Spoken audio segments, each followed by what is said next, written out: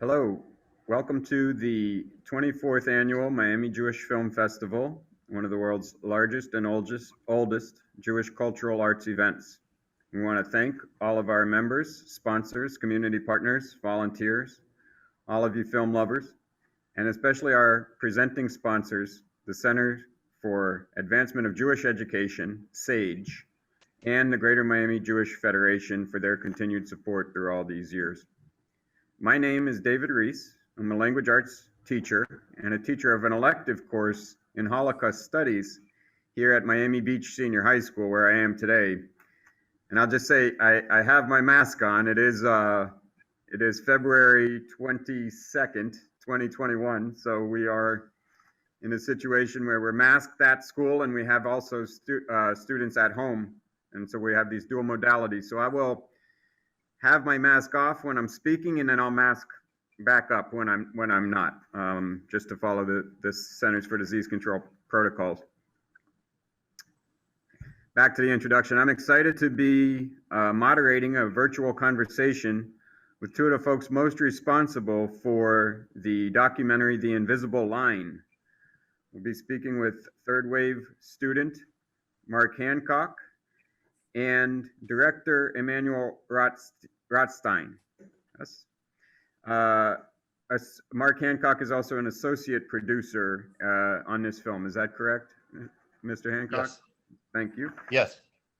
Also joining us and posing some questions that they've already thought about, maybe in the second half of the discussion, are students in this 2020-2021 Holocaust Studies Research elective at Miami Beach Senior High.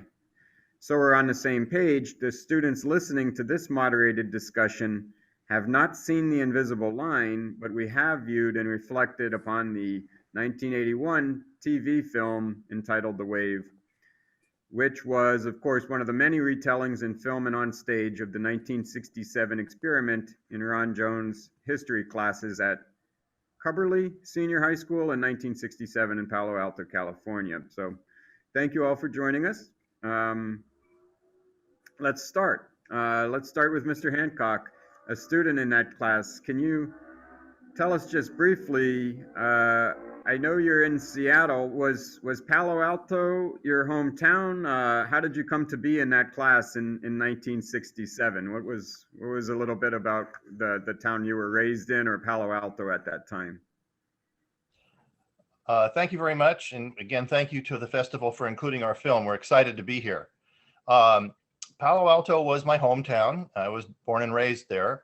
Palo Alto, for those who don't know it, is the center of Silicon Valley. That's where Google is. That's where Stanford University is. And out of that is Google and Facebook and Apple's right down the street. By the way, when we were in this class in 10th grade, half a mile away, Steve Jobs was in 6th grade. So it's the middle of Silicon Valley. It was an exciting tech center even then. The tech then was like NASA. We have a major NASA research center just a few miles away, and a number of parents worked there. It was part of the moon mission and so on. Stanford, again, was a main cultural center and hub of activity. We were just about half an hour south of San Francisco, so we're part of the whole crazy West Coast scene. 1967 was a pivotal year in our culture there.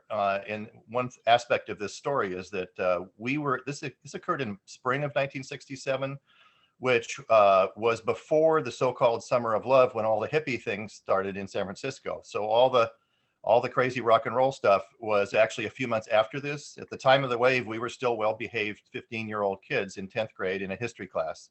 And we were listening to things like the Beach Boys and Motown. A few months later, we were listening to Jimi Hendrix and the Grateful Dead. But at the time of the wave, it's more like the 50s than it was the 60s. It was a whole different experience culturally. It sounds like some smart folks around there, though, right? Oh yeah, on my street, it was mostly, of course. On my street was a scientist, two scientists who worked in space and tech. A stockbroker. My father was a college professor, a minister, a musician, a whole variety of interesting people. That it was really, really interesting place to grow up. Great. Okay, let's go to Mr. Rotstein for a second. I'm going to ask you the same question. Can you just tell us a little bit about your background, how you got into filmmaking, and how you became interested in taking on this subject?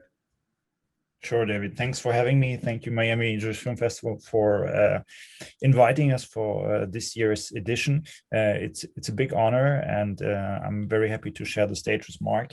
How I got into filmmaking? Well, from early age on, as a little child, I always wanted to make documentaries, to make television. And after studying TV production in the UK, I started working for a production company, and for the last 10 years, I'm overseeing production and programming for the German History Channel. And in this function, I had the pleasure of making a couple of history-related documentaries, all dealing with the notion of survival, and a lot of Holocaust-related films. And the recent one, The Invisible Line, well, traces personally for me the most important question, and the question of why. How could that happen? And the other one, could that happen again? Yes, I've looked at your body of work a little bit too, and you have done other films about the Holocaust, yes? Yes, absolutely. One of my most favorite productions, I'm really proud of, was a film 5 years ago about the liberation of Dachau concentration camp, and I re-invited the American liberators to come to Germany with their families, with their grandchildren, and meet the survivors they have liberated 75 years ago. And this was a very, very emotional project. And I'm very happy to be telling also the American side of the story, what it meant for American GIs to liberate the concentration camp, and how they dealt with all the images they have seen. That it's fascinating, and because I don't know if our students here fully appreciate it. I know I saw the wave when I was in middle school here in Miami, and I remember the last sort of scene of that 1981 film when here is your leader, and you see this picture of Hitler flash up there. I remember having an impact, and then I later saw the German version of the film, and it was a little surprising to me that this is even a subject that's so openly discussed in Germany. Was that part of your experience as well? Was the Holocaust part of your history conversation? Could you give us a sense of what that was like? Well, some people would say the Germans are world champions in remembrance. If this is a good thing, I don't know. If it's a bad thing, I'm not sure either. But we study the Holocaust and everything that leads up to the Third Reich in school very extensively. I think it starts in, I think it's 7th grade when you're 12 or 13 years old, and it goes down until you finish your high school. So it's very present in German culture. It's very present in German television. It's very present in German schools. And actually, the story of the wave is compulsory reading in German classrooms. It was written almost at the same time like the ABC after school movie came out by an American author called Todd Strasser. He has got a pen name in Germany. It's called Morton Rue. And the book of this gentleman is known all over Germany, and every student has read the story or has heard the story of the wave. Well, I think that's great to know, right? Because I want to go back to Mr. Hancock now, and thinking about revisiting this experience that you had 50 years later. What was that just like initially? Reconnecting with it's like, I know, like a 50-year class reunion almost, but you have this deeply seared memory, much more so than a typical reunion, I guess, right? What was that experience like, just reconnecting with people, or did you stay in touch with members of that class?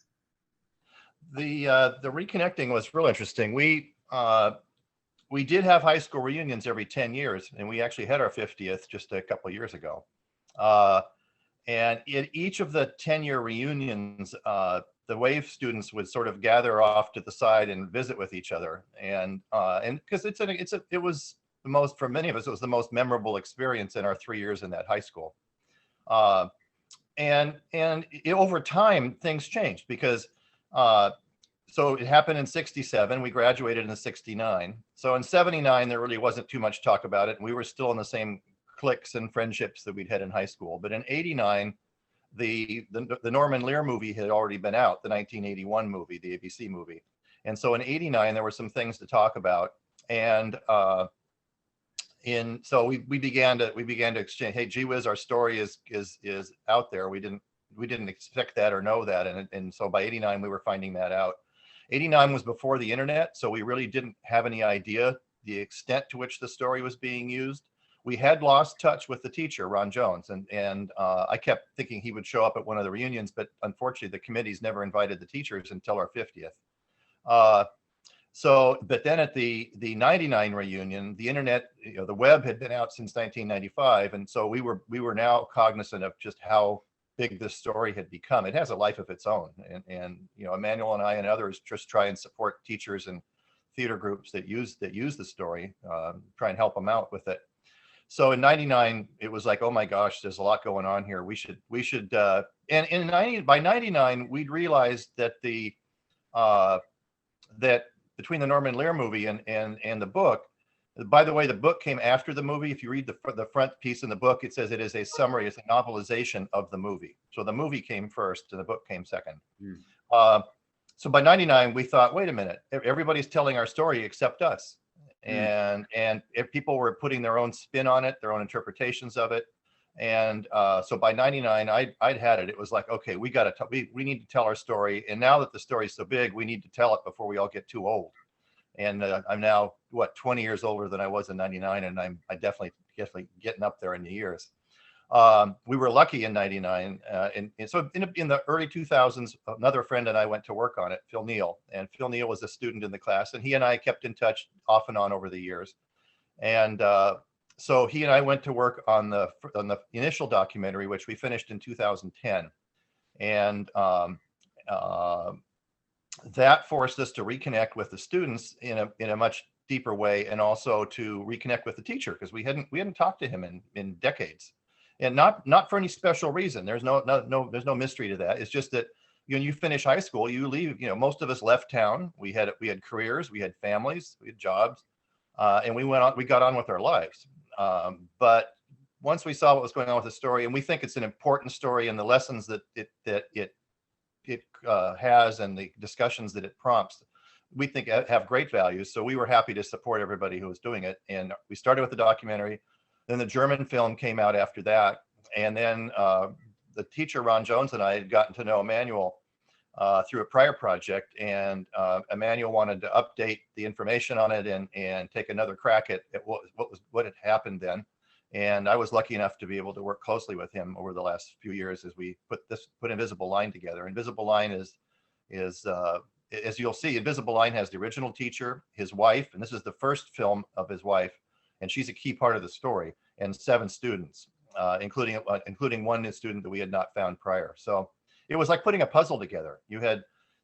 We believe in the final rally, there were as many as 200 kids in it, and we found maybe 15 or 20 so far. There is no class list. The teacher didn't have one, and we didn't have one. So it's a research project, and you really have to wait till people come forward if they want to, or if they know what's going on. There's probably somebody out there in that class that doesn't know any of this is going on. Mm-hmm. But you're dependent on other people to come and say, yes, I was there, and here's my story. And they're all different. The biggest surprise for me was that after all this time, I just sort of assumed everybody had the same experience I had. And that's not right. You can't generalize about people like that. But until you actually get together and start talking about it and sharing the things you did and the things you thought, it was a lot of fun to understand the complexity of the story. Yeah, just building on that idea of complexity, right? That such a complex experience, and then people go off in their lives, and that experience stays with them. So you must get different responses years later to the experience. I wonder, like, trying to put that puzzle together, Emanuel, was there any surprises? What was one of the challenges of trying to take the hours of interview and find a way to tell the story in a cohesive way? Well, I think one of the biggest challenges was that you don't have any archival footage from that time. You don't have any posters or maybe there is a handful of photographs, but you don't have archival footage, like in a regular documentary of things that were going on in class. So we had to, in a way, reconstruct everything through interviews, which was quite a task, because usually people get bored when they see 3 minutes of talking heads. But the interviews were so compelling, and the stories were so gripping, and the experiences were so fascinating, that it worked in my eyes perfectly, that you didn't need too much extra footage or B-roll to support the story. It just worked through the conversations of the students. You know what I'm thinking a lot about, and as I was watching the film, as a Holocaust educator now for about 18 years here in South Florida, one of the most impactful things for students always, and for myself, is to speak to a survivor and to hear somebody share their testimony of what they went through. And just listening to you say, you know, the stories that the students had kind of speak for themselves, because they're riveting stories, right? They're about, you know, human nature and what drives us. Mark, you were talking about some of the lessons. What do you think? What do you think it was? Some of those like life lessons that were so important that you need to, there's a desire to continue to tell them, and there's a desire for people to continue to hear them.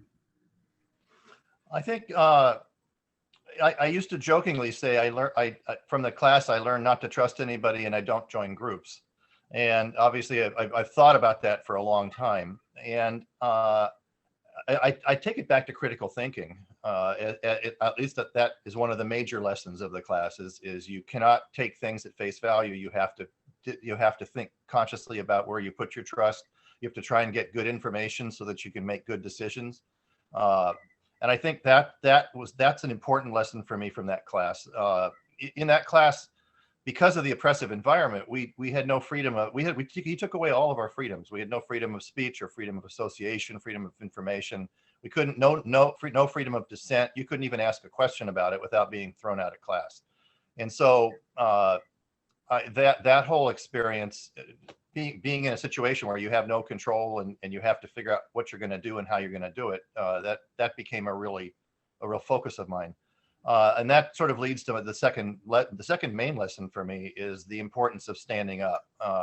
In this class, I was a bystander, and I didn't think about that at the time. I just thought, okay, I'll stay out of the way, I'll watch it, and eventually I'll figure it out. And once I understand it, then I'll kind of decide what I'm going to do about it.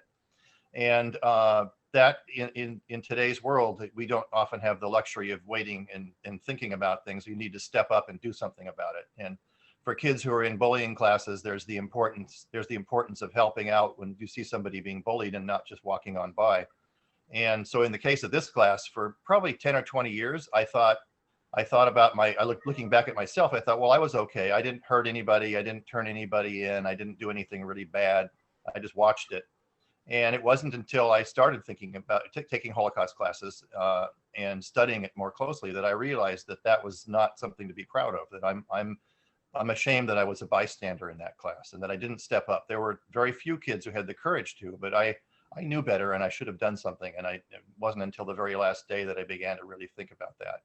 And by that time, it was too late. We were trapped in the class and we were trapped in that environment. So we all say now that democracy is fragile, and we've had some recent lessons in that regard. And the same lesson applies from this class, is that the environment that we take for granted is fragile, and it's important to be active in it, not passive. Emanuel, could I just get your thoughts too, having put all of the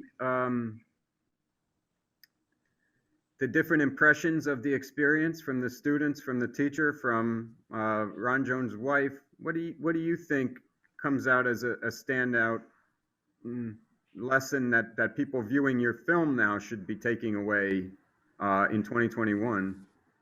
Is it critical thinking? Is it be careful of your in-groups? You know, what do you think? I think it's a mixture. Usually the story of the wave is coined as an example of how fascism works. And I think this is not 100% correct. I think it's an example how authoritarianism works, and it doesn't matter what kind of ideology you put behind it.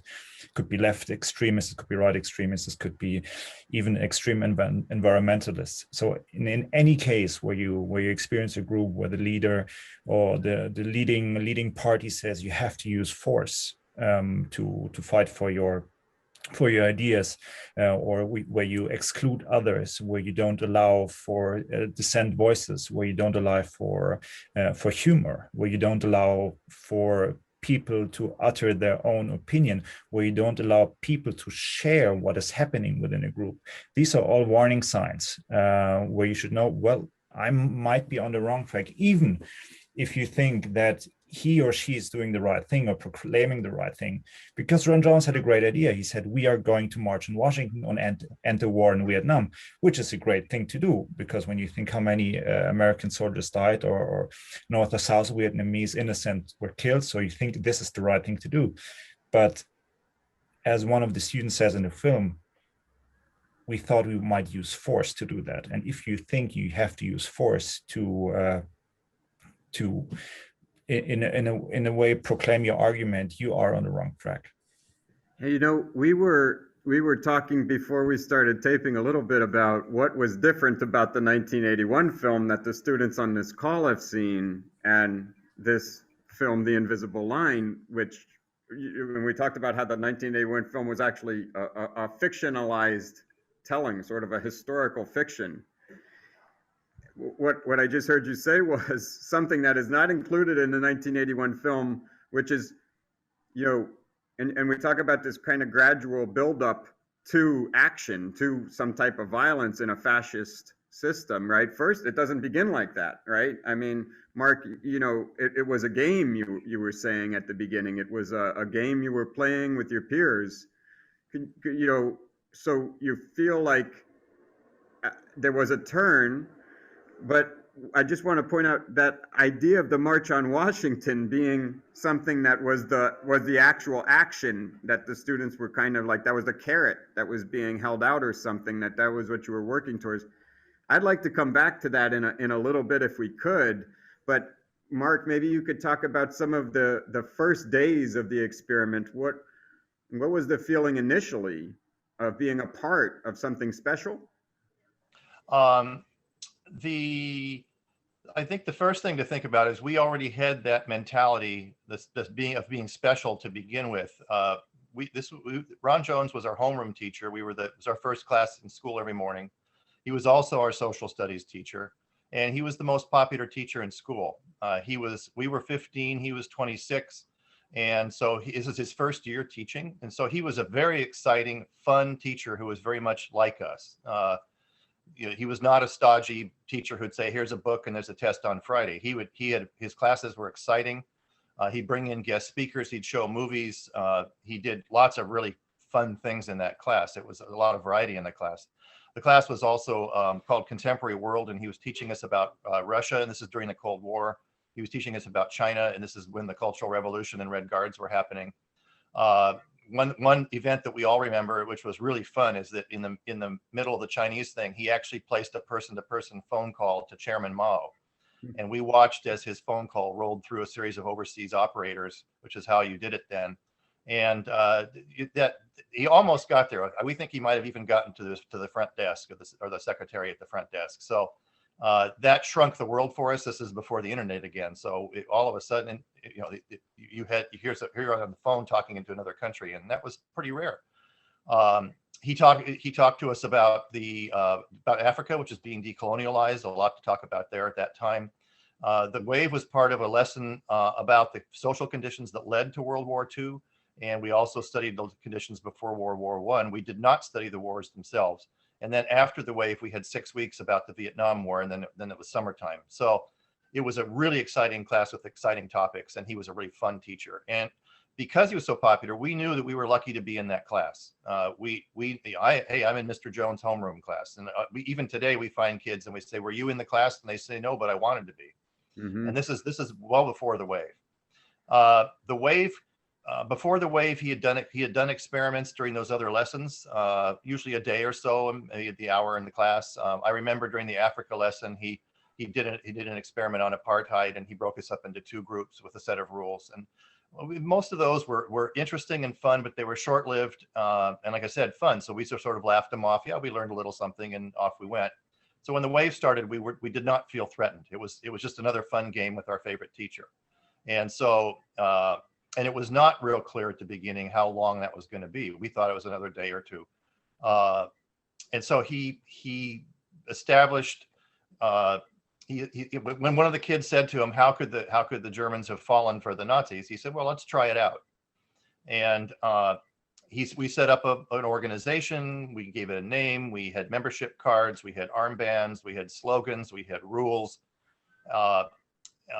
And the rules were things like you had to salute your friends at all times, whether you were in the class, out of the class, on the campus, off the campus, at home for the weekend, whatever, you had to salute people. That was a rule.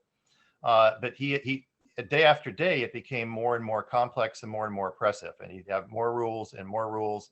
And then kids would be put on trial in the class in front of their peers for breaking rules. And if they broke the rules and the class turned against them, they were thrown out of class, and you were exiled to the library, which is sort of funny now, but it was not funny at the time, because number one, you're watching your friends, twist and turn in front of their peers. Everybody's scared to death after a few days to say a word, because if you even asked the wrong question, he'd throw you out of class. It started out, again, this was a middle class, upper middle class professional community, and our grades were important to us because most of us were going to go to college, and most of us did. And so he said at the very beginning, if you're a good party member and active, I'll give you an A.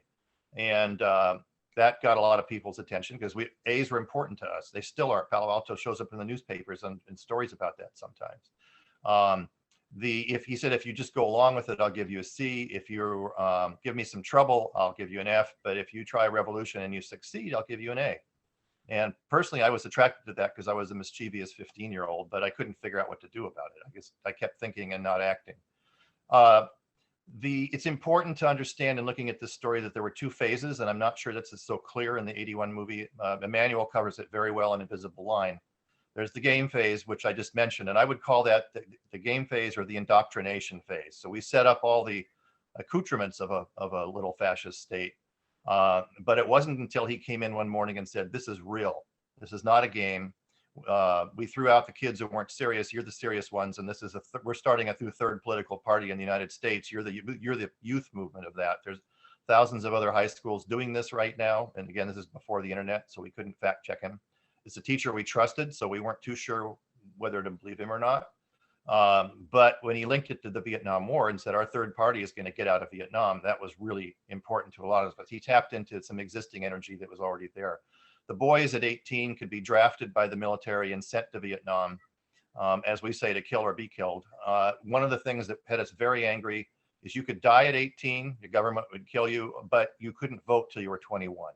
And so we were mad about the war. We were mad about not being able to vote or be in the decision process that impacted our lives that way.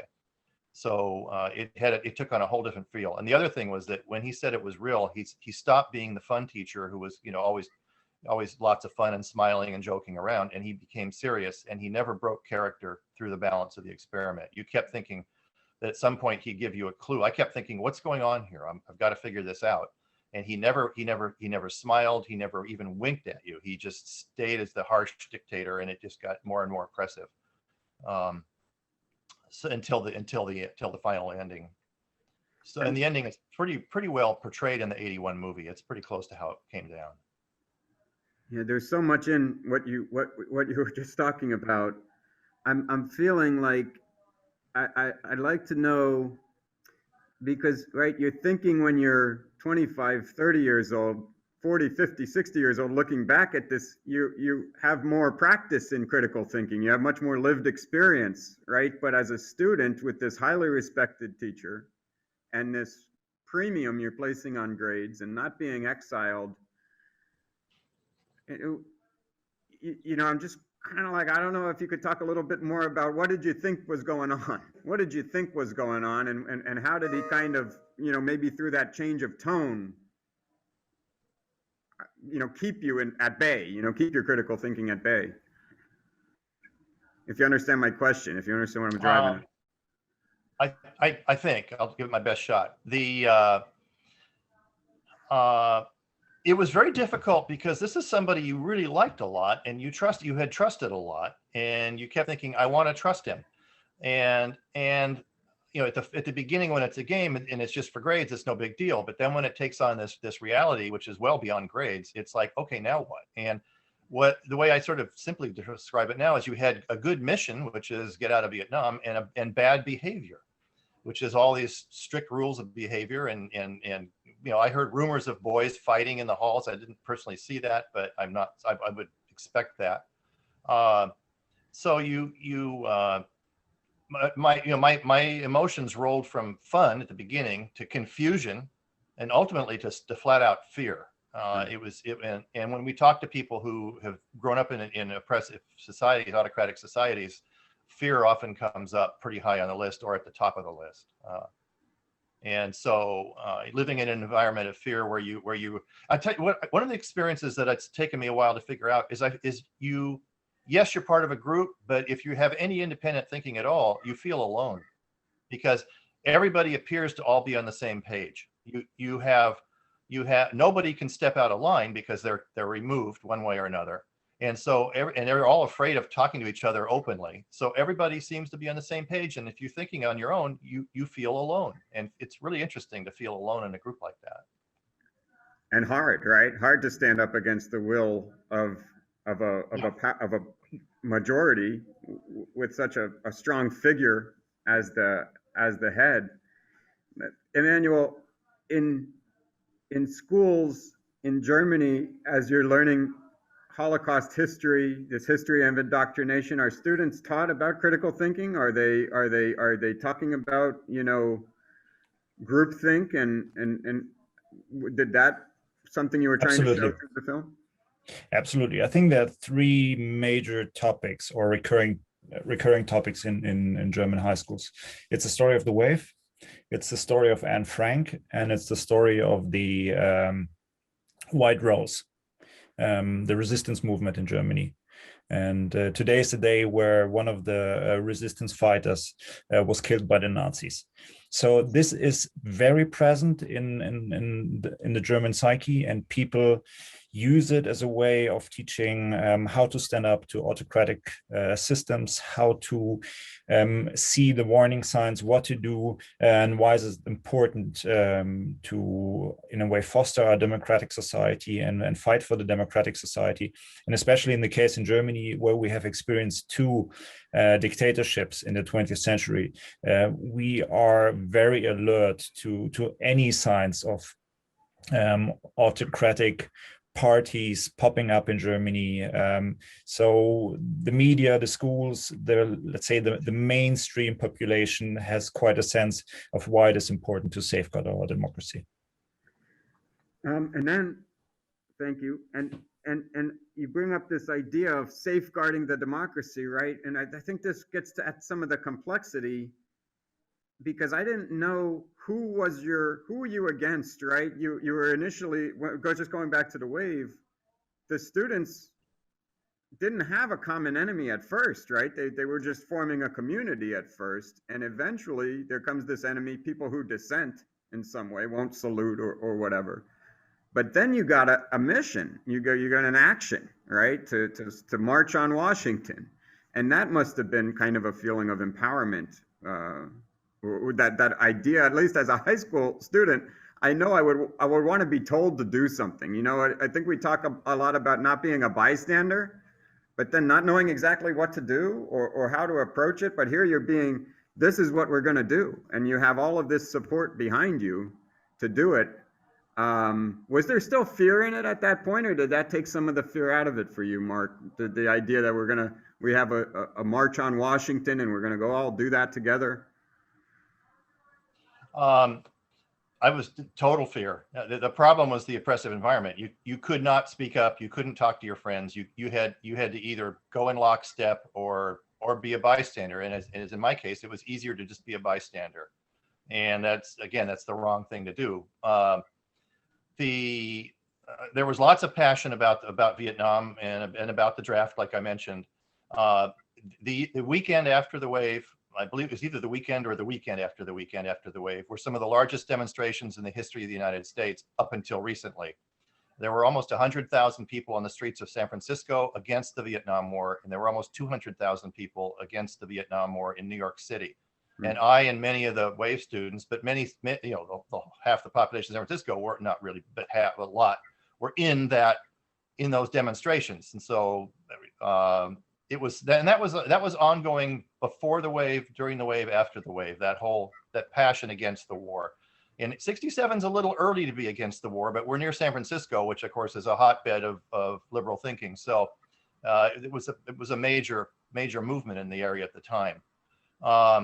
The problem was that in the wave, if you wanted to be against the war, you had to agree to basically give up all your freedoms, and that was extremely uncomfortable, and I was very afraid of that. My obsession through this whole experience, through the course of the days of the class, was trying to figure out what was going on and trying to figure out what I was going to do about it. So the problem was that Jones is such a creative teacher. It changed every day. You were in this environment, this environment of chaos, basically.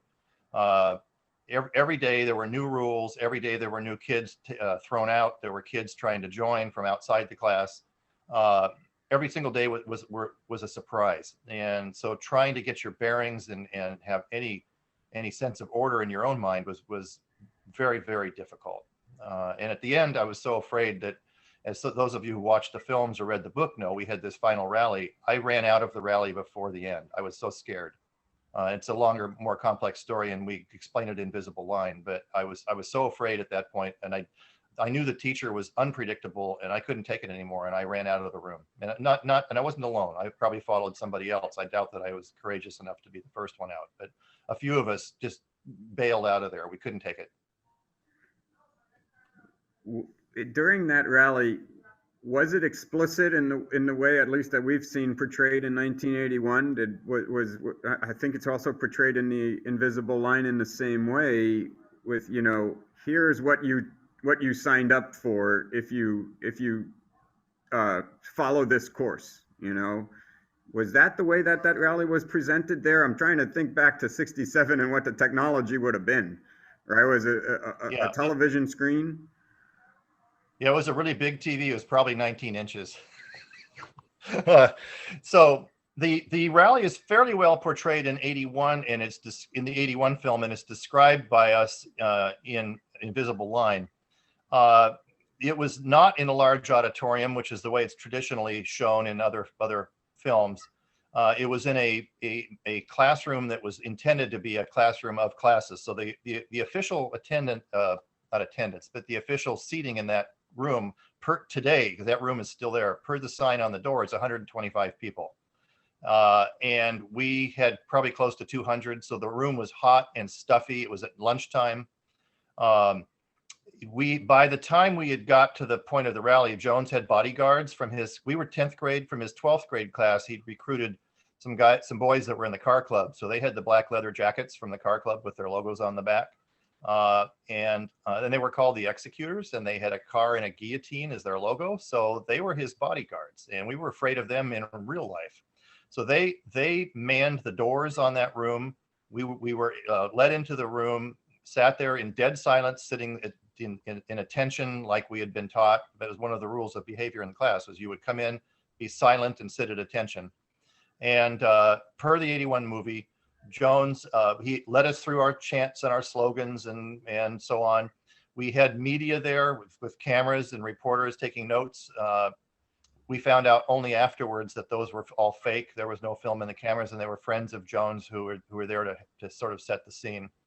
And then we had been told that the reason for the rally was the new national leader was going to declare the new third political party, and they were going to come out of one of the two existing parties. And so he brought a television up to the front on a cart, like the little audio-visual cart that we had back in those days. And he turned it on, and there was snow on the TV. And this room is dead silent, and it's pretty hot and oppressive with so many bodies in there. And he turned on the TV, and there was snow. And you sat there in dead silence looking at it and thinking, well, okay, the connection must not be good. And there's more snow. And you're thinking, well, maybe the national leader is not quite ready yet. And then way back in your mind, you're thinking maybe this isn't real, maybe it was fake all along, but I don't know that, so I don't know what's going on. And we're going to the next level with this today. I don't know what that's all about. And there's more snow, and you're beginning to think, what's going on here? And then I looked down to the front, and I couldn't find Jones anywhere in the room. It was pretty dark, but you could still see. And I couldn't find Jones. And then I looked at each of the doors. And there's 4 doors in this room, and the guards were gone. So there were no guards in the doors. Jones was not there, and you had 200 kids in this classroom all alone looking at snow on a TV. And at that point, I snapped out of it. I didn't know what my creative or crazy teacher was going to do next. I just knew I had to get out of there because I literally did not feel safe. And so probably somebody went out ahead of me, but I went out the back door as fast as I could to get out of there. And only a handful did. For those who stayed, Jones came back in the room. He turned on the lights, and he said, this was not real. This is an experiment. And here's who your leader would have been if this would have continued. And he ran probably what, 8 or 16 millimeter film, I guess, of Hitler and World War II films. And it's, like I said, pretty well portrayed in the 81 film. Contrary to the 81 film, there was no young couple in love who talked him out of it or talked him into doing the ending. It was actually his wife, as you'll see in Invisible Line, who was a key person in his thinking about, he needed to end it, and he needed to end it soon before somebody really got hurt. So in my case, when I ran out the door, I went down to the cafeteria because it was lunchtime, and I waited. And we waited, and eventually the kids all filtered down the hall to the cafeteria and told us that it was over. So when we went in that room, we didn't know it was over. We thought it was going to go to another level. And that's something you don't think about much when you look at the story, but we were in there to continue it, not to end it. Yeah, talk about really like remembering sensory detail about an impactful moment in your life. I think that elevated fear, you really remember that moment so well. When I was listening to that, here's a question for you, Mr. Rotstein. Rotstein, I'm sorry. Rotstein, but absolutely fine. No worries, David. Here's a question from a student. How do you think that Mr. Jones should have gone about teaching the lessons in a less harmful manner? Would there be is there a way that these lessons could have been taught as impactfully, but not in a way to inspire such fear? Well, I doubt it. And to be honest, it was just to a certain degree his fault. It was also the fault of the kids, or let's say the school system and the parents. He just triggered something. He initiated the experiment. On day one, he tried to do something, and at the end of the day, he wanted to discuss it. But on day 2, the kids sat in attention and wanted to continue. So I doubt that there would be a less harmful way to teach this lesson.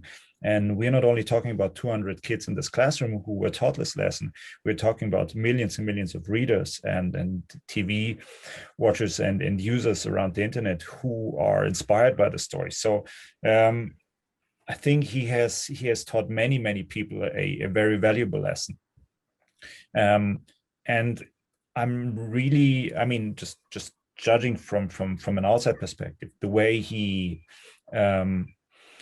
dismantled the story in the end and told the students the real lesson of, and didn't just break it up and stop it into from one moment to the next and just leave the students with this impression and just this empty feeling of what was that. I think that was the right way to teach them a lesson and tell, even at a young age, how dangerous this could become. Yeah, because he's talking there to a bunch of students who are, as Mark is talking about, on the verge of going out and doing some type of civil disobedience, right? For something that they strongly believe in, but it's almost like, but careful how you do that, that the lesson here is, but don't lose yourself, maybe. Absolutely. And I mean, in no case I would ever suggest that this experiment should be repeated in schools. or something that should be done just to teach kids a lesson. But it happened. It developed a life of its own, and you can't blame Jones solely for what has happened. But I'm sorry for every kid that was hurt physically and mentally by it. And Mark knows people who are until today are not able to talk about it because they're traumatized by this. So this shouldn't diminish, on the other hand, what he has achieved with it. Yes, which is another student from a question that I like to throw back to you, Mark, because of what Emanuel just said. Some students to this day are still traumatized by it. I had another question from a student from Gray. How did this experiment affect your mental health, both during and after? We talk a lot about mental health in schools right now with everybody so isolated.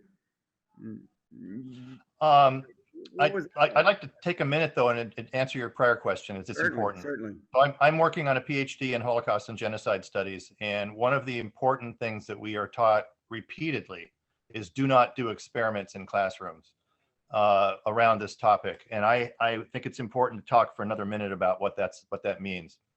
Your teacher, as a student, your teacher is your friend, and your classroom is a safe place to be with your teacher friend. And when a teacher does a Holocaust experiment, there's going to be perpetrators and there's going to be victims. And the problem with the experiments when they go bad is that if you want an effective experiment, that means some kids are literally going to get bullied. They're going to be put in a victim role, and it's not going to be fun for them. And it's not the teacher's job to send kids home crying. And the other problem, as you just alluded to, both of you, is that if you don't forget these experiences. So if a teacher bullies a kid in an experiment in a classroom, or even worse, allows other kids to bully those kids, even if they tell them it's a game, it's not a game when you're on the receiving end, and you will remember it for the rest of your life. And I think that's really important. And the other thing about Holocaust experiments that they discourage them is they simplify an extremely complex topic. And kids walk out after maybe a 30 or 45-minute class and say, oh, now I understand everything. And you can't understand everything. As you know, you said you've taught it 18 years, and I've spent a couple of years of intensive PhD work on it. And it's not an easy topic. There are so many layers of complexity to it, so that an experiment trivializes it. It really probably disrespects the people who really went through it. It's such a serious topic. It's not a game. I do think it's important to tell teachers, as Emanuel said, you don't want to do this. And that goes, but then we go back to your question about, okay, well then what do you do? And to me, throwing a bunch of old black and white pictures at kids and maybe a book and maybe a PowerPoint, and then saying that's it, that doesn't do it justice, and that doesn't get into the depths of the lessons like you should want to. And of course, often the teacher is limited as to how much time they have to do the topic, which means they have to pick certain parts of the topic to teach. Like Emanuel said, in Germany, it's 3 stories. And so that's a difficult challenge for a teacher. How do you reach these kids beyond saying, here's some pictures and there's a test on Friday with a bunch of names and dates? And the one thing that our teacher, Ron Jones, and I both love is theater. And it's not like every school can put on a wave play, but when we've seen wave plays, they're impactful, and they're impressive, and they're impactful. And the kids who are in the play are passionate about what they're doing. And the audiences can often, if the play is written well, the audiences can be drawn into the story and feel it. And you can see numbers, and you can read a book, and you can watch a movie, but you can feel a play. And I think there's something to that. I still don't know how to answer the question as well as I'd like to, but it's not a good idea to do the experiments. But if you can find a way to do some theater, or get into a little more depth, it's really a great thing. Back to your question about how I felt about it. In my case, I was fine with it. The day after the wave was over, we had a 1-hour session of Q&A with the teacher, and I asked him 3 questions, and I've got to go back to my 1977 notes for the 3rd question. But I remember I asked him, I said, one of my obsessions was how and when was it going to end? And I said, I kept thinking this is going to end, but I couldn't remember if you told us much at the beginning about it. And he said, no, it was all spontaneous. And the second question I asked him is, when you put kids on trial, can you describe that? Because that, for me, that was what bothered me the most, was when kids were being tried and thrown out of class by the teacher, never to return. And he said, oh, sometimes I would pick a kid's name at random just to see what you guys would do to the kid. And at that point, I thought this guy was brilliant, absolutely brilliant. What an amazing thing to think of and do. And so, and again, the following Monday, we started Vietnam. And at the time of the wave, we were 1,000 US soldiers per month were dying in Vietnam. And it was on the news every single night. It was on every magazine cover. It was everywhere, omnipresent. And we had friends, and you had friends and brothers and sisters and fathers who were over there, and some didn't come back. So we moved so quickly out of the wave. There was no psychologists and no decompression and no talking down. It was a 1-hour Q&A, and we moved right on to Vietnam. So suddenly your real life was in danger. And also, we weren't too far from summer, so we just moved on. And I think a lot more about it now than I have prior, because once again I got on with my career and my and family and all that, and it moved down the list, but it's moved back up the list even before all the last few years here. Thanks. I just wanted to pick up on something that you both talked about as well, and about that idea of reenactment. In Miami-Dade, we're lucky to have a dedicated Holocaust specialist in our Miami-Dade County Public School office, who's a child survivor herself, escaped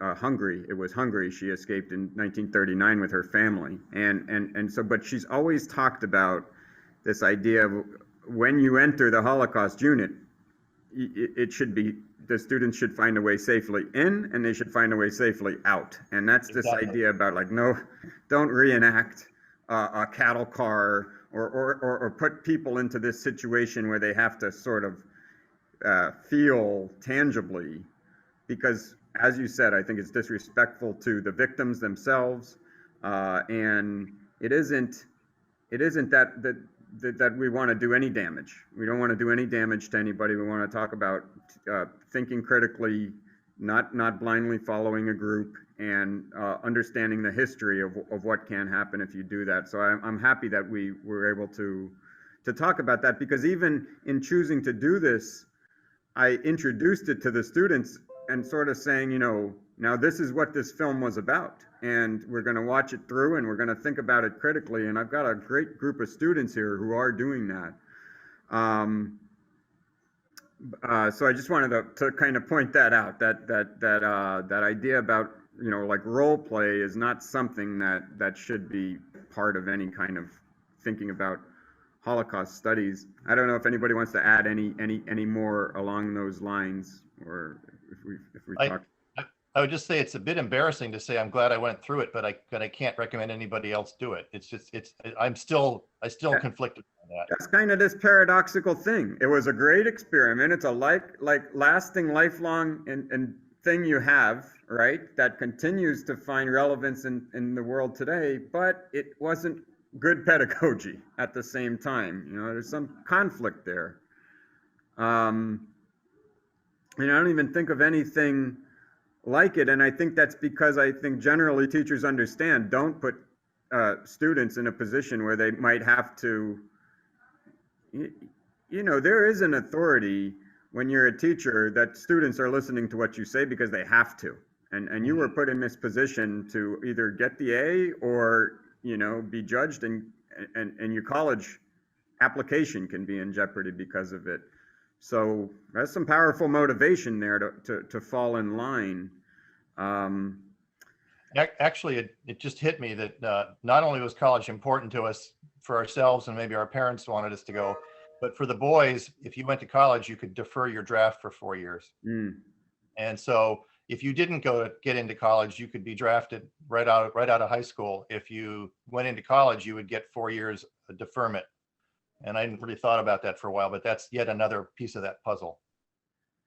And what a lot to have to process when you're 17 years old. And I wonder, I guess we have only a few minutes left. I think I should just ask you both, what do you think is the hoped for outcome of of premiering this film now in 2021 with what we've seen in 2020? What do you hope an audience is going to take away today? We'll start with you, Emanuel.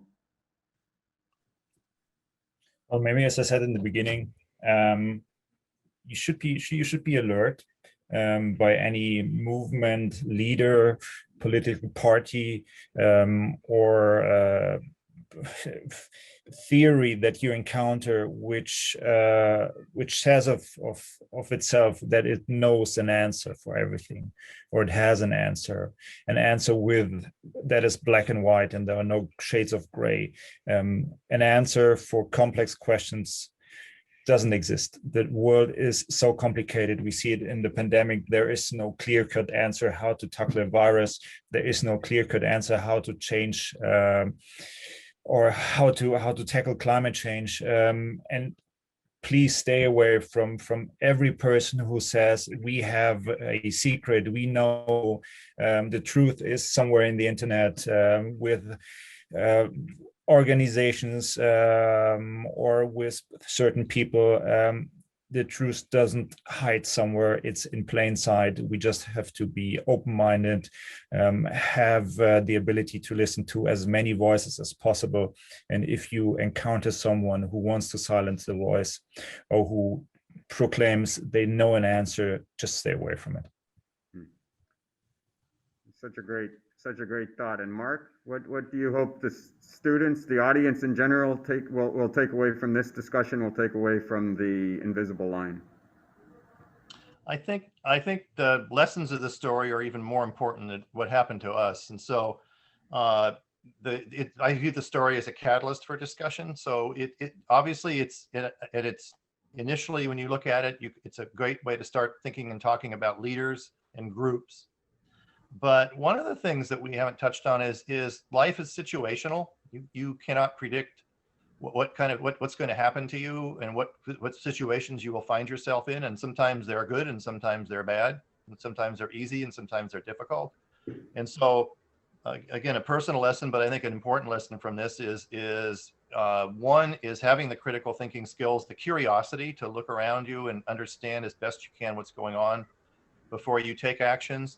But beyond that, when you see these characteristics around you, especially people being ostracized or people who are strident in their views to the extent that they don't care about other people, their cause is more important than other people, you need to, number one, have the curiosity and critical thinking skills to look at it. But also you cannot just stand back and let somebody else deal with it. You have to speak up, and you have to stand up, and you have to take action. Our world is complex, but it's much more fragile than we would think. And we've learned that lesson, especially in the last couple of months. But Emanuel and I worked on this film for 2 years, and we've been working on this story for 50 years, I guess, or close to it. Obviously more in the last 20. But